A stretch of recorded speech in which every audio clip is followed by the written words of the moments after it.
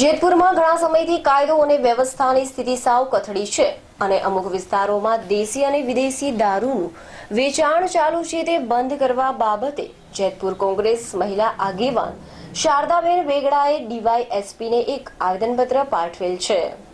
થોડા સમય પહેલા જ સામાકાંઠે દારૂનો વિરોધ કરનાર પર બુટલેગર દ્વારા તલવારથી હુમલો પણ થયો હતો, જેમાં 3 વ્યક્તિને ઈજા પહોંચી હતી। આ અંગે ધ્યાન દોરવા આવેદનપત્ર પાઠવવામાં આવ્યું છે। અહેવાલ એજાઝ બોગાણી, જેતપુર। પોલીસે કઈ મદદ નથી કરી। મારા સાસુને એટલું પેટ કપાઈ ગયું તો 40 મિનિટ પછી દવાખાને ગુંડા મારવા આવ્યો તો પણ ત્યાં પણ નથી પહોંચી ગયા।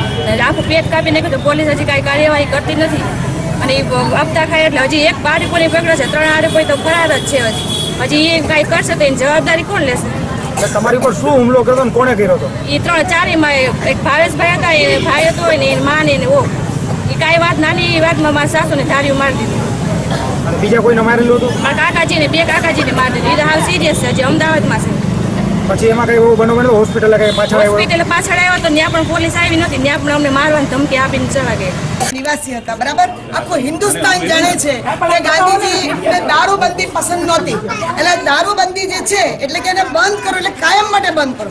એને જ કારણે આજે બિહારમાં નીતિશ કુમારે પણ દારૂબંધી કરી કે ભાઈ તમે દારૂ જો બંધ કરો તો પાછળ પાણે વેચાતું હોય તો એનો કઈ મતલબ નથી। હું આપણા સાહેબને રિક્વેસ્ટ કરું છું કે દારૂ વેચનારને નહીં, દારૂ જ્યાં ઉત્પાદન થાય છે ત્યાં દરોડા પાડીને કાયમ માટે બંધ કરો, બરાબર? અને એ માટે કરીને જે કોઈ જગ્યાએ આપણે ત્યાં થતું હોય એને તમે ખતમ કરો। સાહેબ, અમારે પણ આવેદન પત્ર આપેલું કે જેતપુરની અંદર પોલીસની હપ્તાખોરીના કારણે ઠેર ઠેર વિસ્તારમાં દારૂઓના ગૃહ ઉદ્યોગની જેમ ફૂલ્યો ફાલ્યો રહે, તો એના વિશે તમે શું પગલાં લેશો અને તમે કાયદાકીય પગલાં લેશો?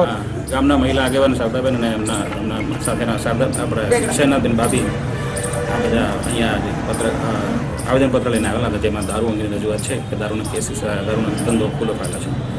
એ દિશામાં જેટલા લોકોના નામ આપ્યા છે એ લોકોના કાયદેસરની કાર્યવાહી આપણે કરીશું અને જેમને પોલીસના વિરુદ્ધમાં એમને જે કંઈક ફરિયાદ છે એનો પણ અમે નિવાડવાનો પ્રયત્ન કરીશું। નામ આપ્યા છે અને જેટલા વિસ્તારોમાં છે આ દરેક જગ્યાએ અમે લોકો રેડ કરી છે, એ લોકોના વિરુદ્ધમાં કડક પણ કાયદેસરની કાર્યવાહી કરી છે, ખાતરી।